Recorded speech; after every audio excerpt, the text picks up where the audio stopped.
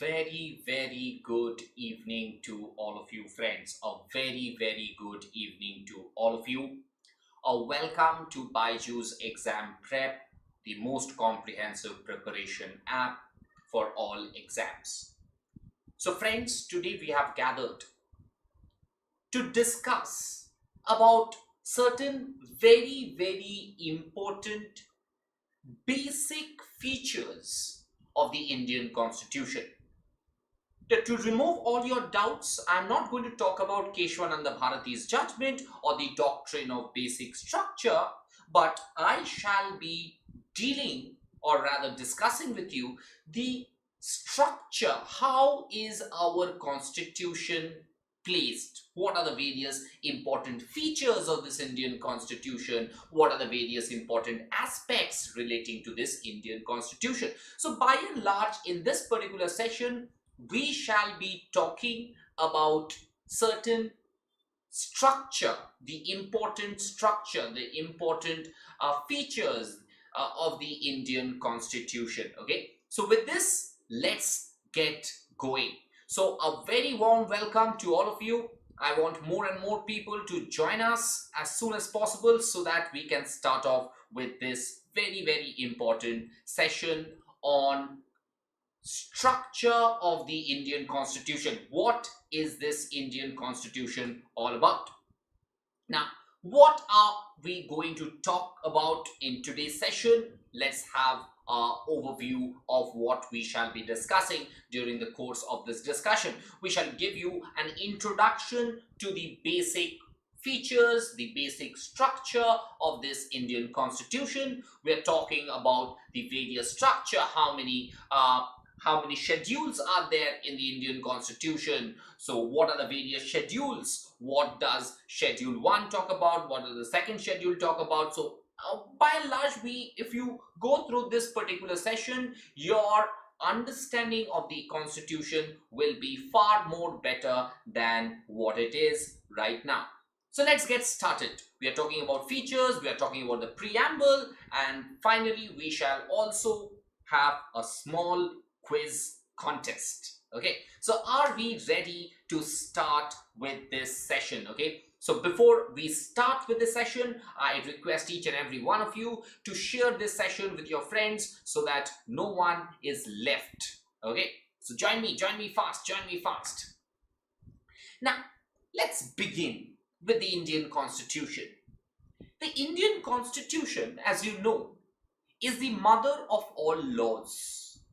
Now, this Constitution of India was drafted by the Constituent Assembly, which had the participation of great luminaries like Dr. B.R. Ambedkar, Sardar Patel, Jawaharlal Nehru, and others.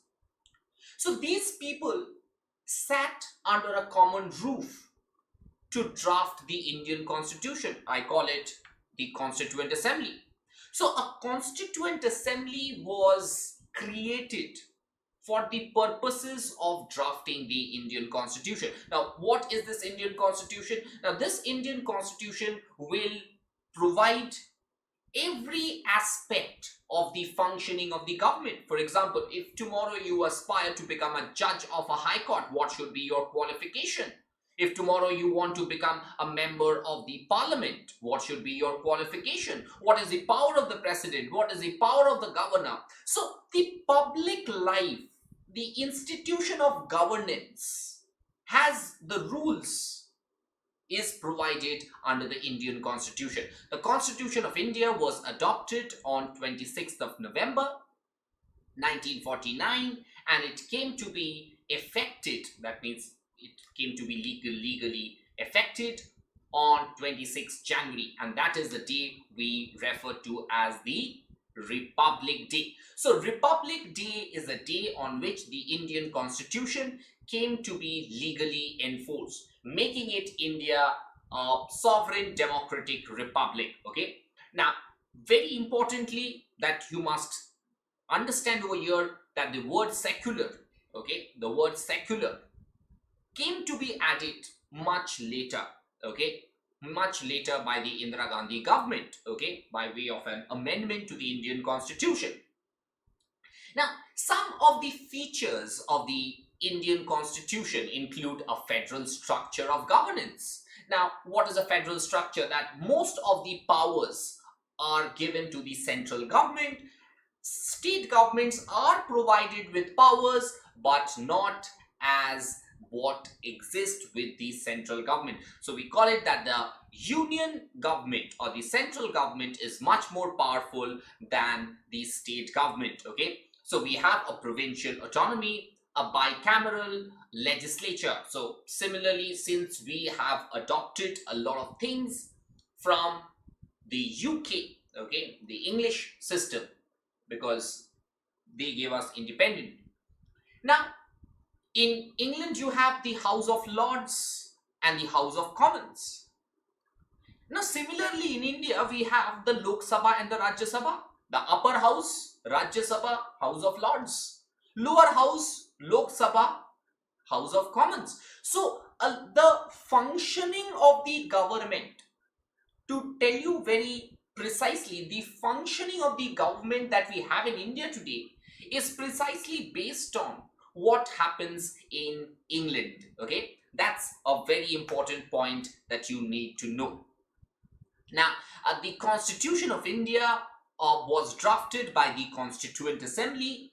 There were a group of people who sat together for the sole purpose of drafting or giving the citizens of this country a constitution. Now, another very important thing for each and every one of you to know is the fact that the drafting committee was appointed on 29th of August 1947, and Dr. B.R. Ambedkar was the chairperson of this drafting committee. So the drafting committee which drafted the Indian Constitution was headed by this great luminary called Dr. B.R. Ambedkar. Okay, Dr. B.R. Ambedkar was the chairperson of the drafting committee of the Constituent Assembly. Now, there were a number of sources from which the draftsman, that is Dr. B.R. Ambedkar and group, got a number of sources from. Now, when we started writing or drafting the Indian Constitution, there Dr. B.R. Ambedkar was a great luminary. So what did he do? He referred to various government functioning related laws. He also looked at other countries' constitution. For example, he looked at the French Constitution, the American Constitution, the Canadian Constitution, the Japanese Constitution, the Irish Constitution. So Dr. B.R. Ambedkar, when he started drafting this constitution, he did not start drafting on a clean slate. He took inspirations from various laws which existed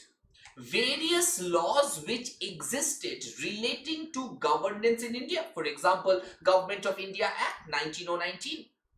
Then you have the Government of India Act 1935, Indian Councils Act 1861, India Independence Act 1947. So these were the various sources insofar as our Indian Constitution is concerned. So today we are categorically understanding what the Constitution of India is, what are the various important features of this Constitution, how was this Constitution made, who drafted this Constitution, and others. Okay, so these were the main sources behind the drafting of the Indian Constitution. Now, there are certain important features of this Indian Constitution. The Indian Constitution happens to be the lengthiest constitution in the world. Indian Constitution is the lengthiest constitution in the world. It is a written constitution. Now, there are 395 articles, but today, when the Constitution came into being, before amendments took place, there were only 395 articles. But as on today, the number remains, the last number is Article 395, but a number of articles have been added, like for example, Article 21A. Article 21A was added much later. So there has been certain number of amendments to the Indian Constitution which resulted that the total number of articles present, under the Indian Constitution today happens to be 448, which has 25 parts and 12 schedules. Now, as on 2021, there has been 105 constitutional amendment. Okay, very, very important. As on 2021, there has been 105 constitutional amendments to the Constitution. So over the last 75 odd years, less than 75, because the Constitution came into being in the year 1950. So in the year 1950, the Constitution came into being, and in the last 73 odd years, there has been 105 constitutional amendments. That means the Constitution was changed or has been changed 105 times in the last 75 years. Very important. Now, the last amendment, that is the 105th constitutional amendment, dealt with the power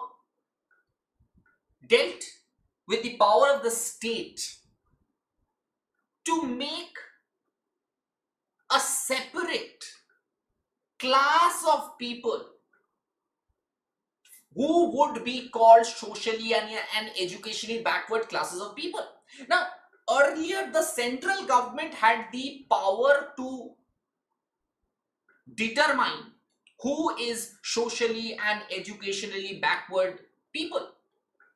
Now, that power which lied with the central government has been now put to the state government. The state has the power to specify socially and educationally backward classes of people for the purposes of the central government. So the state government has the power insofar as specifying socially and educationally backward classes of citizen is concerned. Is that clear? That's the last amendment, a very important amendment for insofar as your preparation for this entrance examination goes on. Now, the Indian Constitution has many, many parts. The first, the preamble. The preamble is nothing but an introduction to the entire Constitution. Okay, so the preamble tells that we, the people of India, do hereby give ourselves this Constitution. We are so and so. We give our citizens these rights. Now, the preamble, if you read the preamble very carefully, you will find that the preamble is nothing but an introduction, a kind of an introduction to the entire Constitution. It gives you a rough idea. It rather gives you a rough idea what the Indian Constitution is all about. And then you have the various parts. We have articles relating to the Union and its territory, citizenship, fundamental right. Now, fundamental right happens to be the most important part insofar as your CLAT, ALIT, SLAT, and other host of examinations are concerned. Now, most of the questions that you find in this particular entrance examination come from fundamental rights, and henceforth, fundamental rights are very, very, very, very important for each and every one of you. Now, what is fundamental right? Now, fundamental right happens to be those basic rights, those absolutely basic rights which are guaranteed to every citizen of the country. Now, the people who are there in the country, they have been guaranteed with these fundamental rights. Now, why are they called fundamental rights? Now, these rights are inalienable in nature. These rights are inalienable in nature. Now, what do you mean by inalienable in nature? These rights cannot be taken away under normal circumstances. Now, freedom of speech and expression, freedom to travel within the territory of India, freedom, your right to be treated equally your right to religion, your right to your culture. Now, these are all absolutely essential, basic human rights. What are these? These are basically human rights that every individual must get. If they do not get these rights, then of course, physically they may remain human beings without human rights. So, human rights or fundamental rights, which are guaranteed under Part 3 of the Indian Constitution, plays a very important role insofar as your preparation is concerned. Now, of course, Article 32 is very, very important, which provides 5 different types of writs, which means that in case your fundamental rights are violated, you can go to the court and file a case under any of those 5 writs that are given. Okay, I have certain question. Yusuf Ali says Constituent Assembly and Drafting Committee are same. No, the Drafting Committee was a committee under the Constituent Assembly. Okay, so Drafting Committee was a particular small committee under the Constituent Assembly. Yeah, sir, please bring legal's reasoning strategy. Okay, absolutely, we will definitely have Vicky. Sir, how to solve the passage of legal aptitude very quickly? Okay, few strategies. Okay, at the end of the class, I will give you at the end of the class. Okay. Yeah, under the Constituent Assembly, there was a drafting committee. Okay, very good. Okay. Okay. So, I understood your question. I might be a little late in replying because this is YouTube. I don't see that much quickly because there's a lag. There is a 10-second lag between your comment and that thing comes to me. Okay, be that as it may. So, today we are trying to understand the important features, the structure of the Indian Constitution. Okay, the essential structure of the Indian Constitution. Now, apart from fundamental rights, we also have directive principles of state policy. Now, what are these? These are certain guidelines which are given to the government, which are given to the parliament, that when the government or the parliament is coming out with a policy or with a law, they must remember these principles. So directive principles are not enforceable.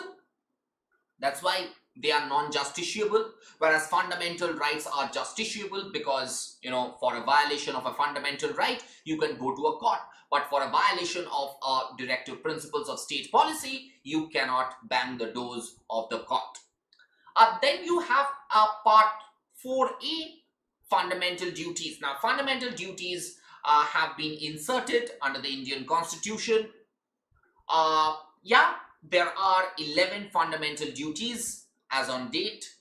You must respect the national flag. You must have a desire to do well in life. You must protect our environment. You must always think about the policy, the freedom struggle, the policies that Gandhiji made during then. Okay, so fundamental duties are those duties that are expected from a citizen of the country. And then you have provisions relating to the Union, okay, Union of India, the government of India. Then you have states, the power of the states. The power of the Union is given earlier. Then you have the power of the states. Then you have provisions relating to the Union territories, panchayats, municipalities, and cooperative society. Now, municipalities as well as cooperative societies, those parts were added by way of an amendment. So you have 11A and 11B. Okay, that's very, very important. So 11 deals with panchayat, 11A deals with municipalities, 11B deals with cooperative society. So these parts, that is 11A and 11B, was subsequently added to the Indian Constitution. Okay, is that clear, everyone? Okay, yeah, let me just check out some of your comments now. writs are issued when fundamental rights are violated. Absolutely correct. Absolutely. So in case there is a violation of your fundamental right, you can directly go to the Supreme Court or the High Court and say that this fundamental right of mine has been violated. Please provide me with a relief. And what are the relief? There are 5 types of relief, right? Okay. Habeas corpus, in case there has been illegal arrest, okay, somebody has been detained illegally. So yeah, those kind of things are there. Okay, you have quo warranto, certiorari, prohibition. Yeah, absolutely. Okay, fantastic, great to see that all of you are understanding this session well.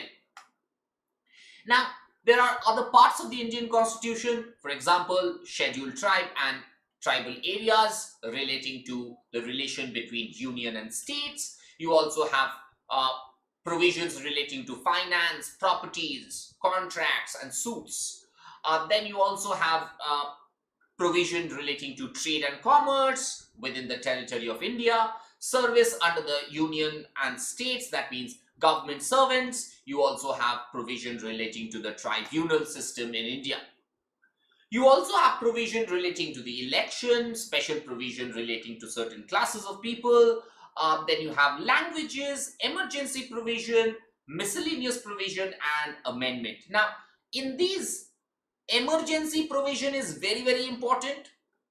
Amendment to the Indian Constitution is very important, and election laws. Okay, now the power of the election commission. What is this election commission? What is the role of the election commission in our democracy? Now, those are certain things that each and every one of you must keep in your mind. Now, in the classes ahead, in the sessions ahead, please do download our BYJU'S exam prep app, so that you get a lot of videos that we are providing free of cost. Okay, so those of you who are watching me now, it's an earnest request to each and every one of you that please download the BYJU'S exam prep app on your Android mobile phone.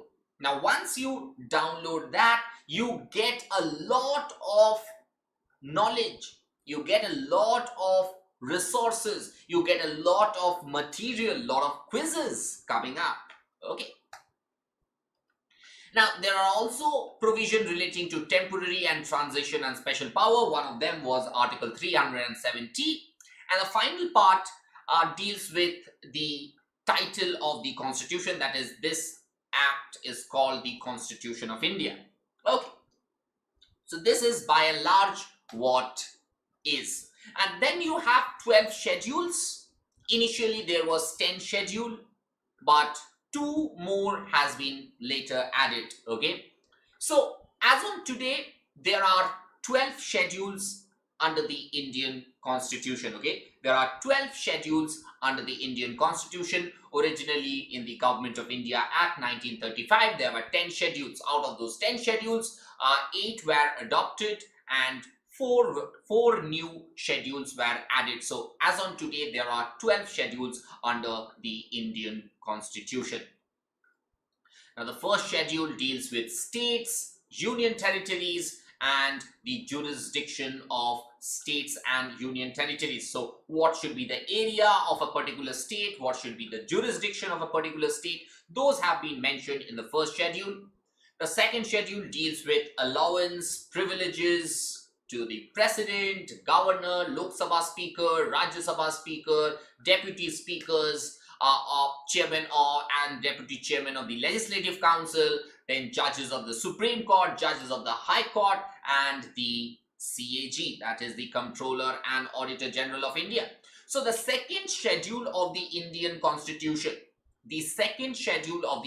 Constitution, deals with the payment of salaries, the allowances, the privileges that the President, Governor, Lok Sabha Speaker, Deputy Speaker, Rajya Sabha Chairman, Deputy, they all get. Okay, judges of the High Court, judges of the Supreme Court, and the Comptroller and Auditor General of India receives as allowances. Okay, then you have the third schedule, which deals with oath. What is the oath? to be taken. What is a kind of an oath? Now, when a Supreme Court judge is elected, he takes a different oath. When a minister is elected, he takes a different oath. So the oath is provided on the third schedule.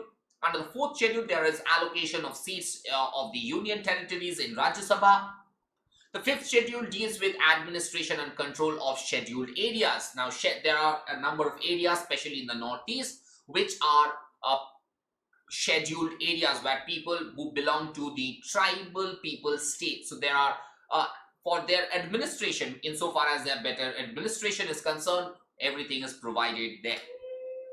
Then you have the sixth schedule, which deals with administration of tribal area in Assam, Meghalaya, Tripura, and Mizoram. The seventh schedule has 3 lists.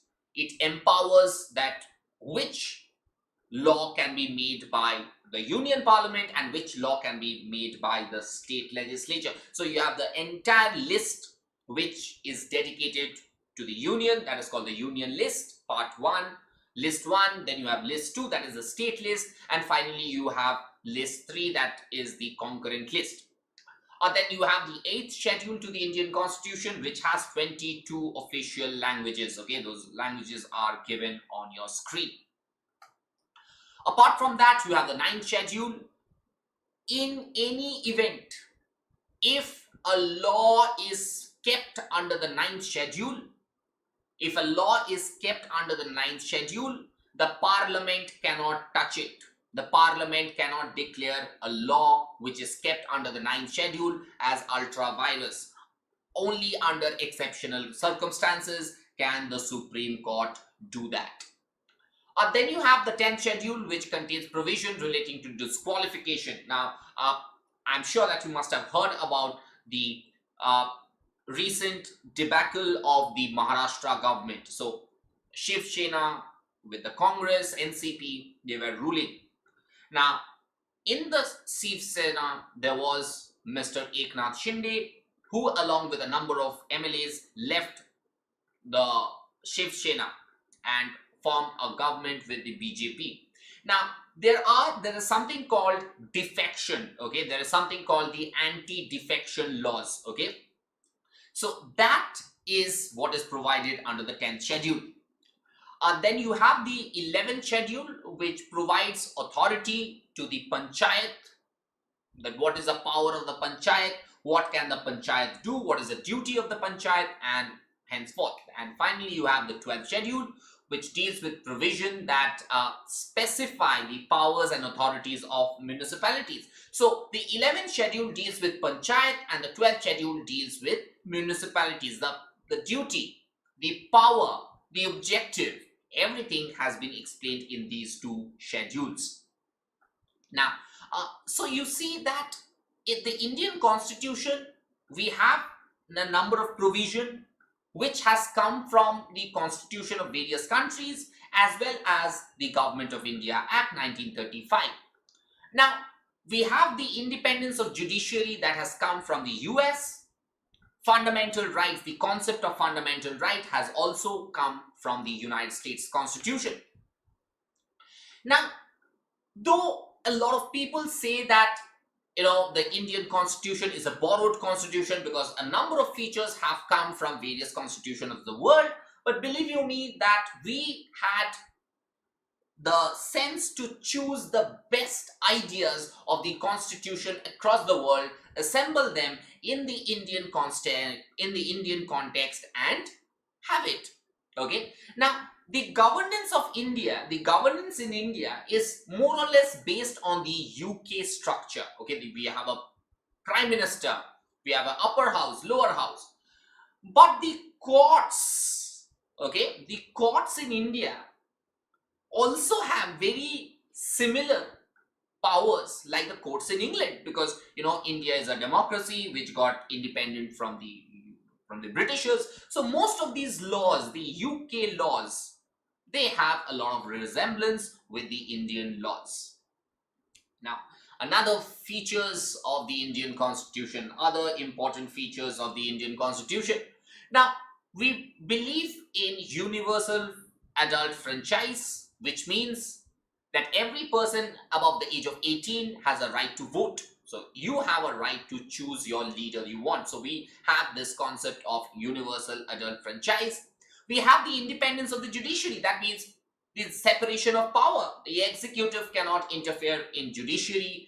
The legislature cannot interfere with the judiciary. So there is a beautiful balance. There has been a beautiful balance that has been created by virtue of the Indian Constitution to keep the judiciary insulated from the other two branches of the governance. The Indian Constitution is a quasi-federal republic. Now, the central government has more powers, but state government also has certain powers. Now, under the seventh schedule, there are three lists: list 1, list 2, and list 3. Now, whatever items are given under list 1, only the Union Parliament can make laws. Similarly, whatever subjects are given under list 2, it is only for the state legislature, okay, to make laws. So all that I am trying to say over here, that there is also separation of power between the Union Parliament and the state legislature. Of course, you see that most important powers are given with the central government, and that's why we call it a quasi-federal republic. The parliamentary system of governance in India, you have a Lok Sabha where there are debates happening, where new members come in, old members go out, one-third of its member retire every 6 years, every 2 years, insofar as the Rajya Sabha is concerned. So the functioning of the parliamentary system, we got it from UK. Now, the amendment powers of the Indian Constitution, the amendment powers, when you see that, can the Constitution be amended, can the Constitution not be amended? Now, we see over there a beautiful fine balance between flexibility and rigidity. The Constitution of India is both rigid as well as flexible. A balance has been created by the Constitution insofar as amending powers of the Constitution is concerned. Then you have the preamble, which gives you the ideals, the objectives of the Indian Constitution. It talks about the salient features, the important salient features of the Indian Constitution. It says that India is a sovereign, socialist, secular, democratic republic. The state has an endeavor for the welfare of the state. The state is committed to provide justice, liberty, equality, promotes fraternity, dignity of individual, and unity and integrity of the nation to the citizens of the country. The preamble is the nature of the Indian state. So the preamble, whatever the preamble is because what India is. Rather, what India is based on our preamble. So the preamble gives you a brief idea, brief understanding about what the Constitution and the country is. Now, a very important debate that you must know, that whether the preamble is a part of the Constitution or not. In Ray Berubari's case, the Supreme Court held that the preamble is not a part of the Indian Constitution. But however, later in 1973, in a landmark judgment of Keshwananda Bharati versus State of Kerala, the Supreme Court held that the preamble is a part of the Indian Constitution. So the preamble as on today, is it a part of the Indian Constitution? And the answer is yes, it is a part of the Indian Constitution. So before we move on to the quiz, let me see certain chats. Okay, yeah. So please bring sessions. Okay, how to solve. Okay. In Constitutional Assembly there was drafting committee. Okay, writs, fundamental rights are violated. Yes, for the Supreme Court there was Article 26. No. For High Court it is Article 226. For the Supreme Court it is Article 32. Soumya Sharma. Short trick to learn all 12 schedules. You don't need to learn any schedule. Okay. You don't need to learn any schedule. Okay. Okay, fantastic. So let's start with the quiz. Okay, the first question is up there on your screen. In which of the following cases declared preamble as a part of the Indian Constitution? In which case it was declared that the preamble is a part of the Indian Constitution?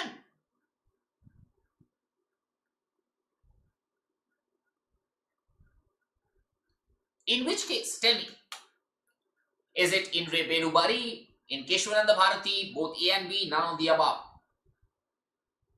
Preamble becomes a part of the Indian Constitution by virtue of option B, Keshwananda Bharati. Keshwananda Bharati versus State of Kerala. Now, in Re Berubari's case, the Supreme Court said that the preamble is not a part of the Indian Constitution. India is a democratic, sovereign republic. Which of the following, or all of the above?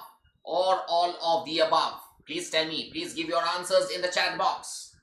And guys, if you have liked today's session, do press the like button. Do share this session with your friends, because we are over here helping you guys so that you do well in this examination. Okay, do share this session with your friends. Okay, do it.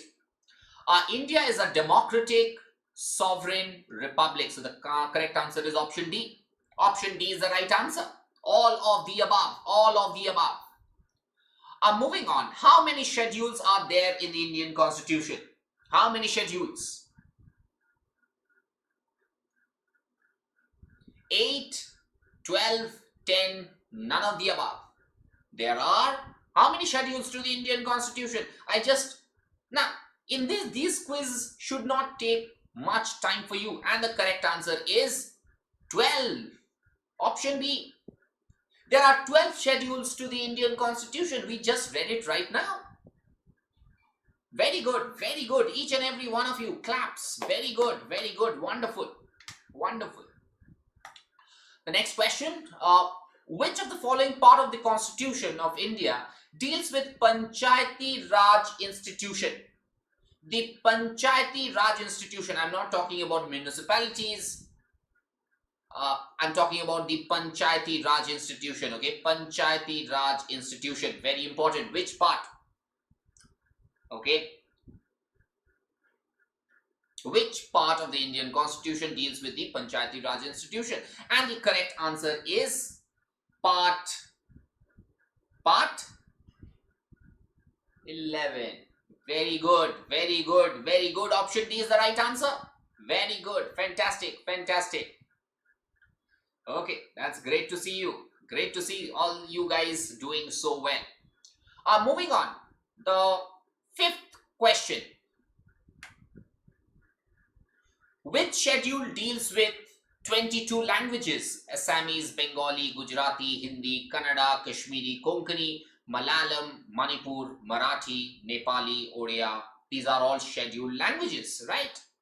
These have all been mentioned in which schedule? These languages have been mentioned in which schedule? And the correct answer is it is given under the 8th schedule of the Indian Constitution.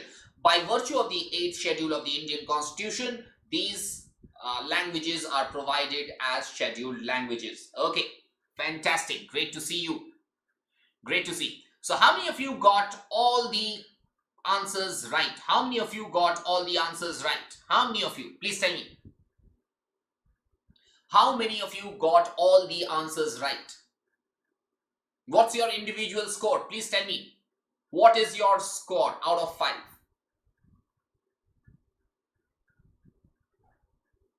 Please tell me, give me your answers fast.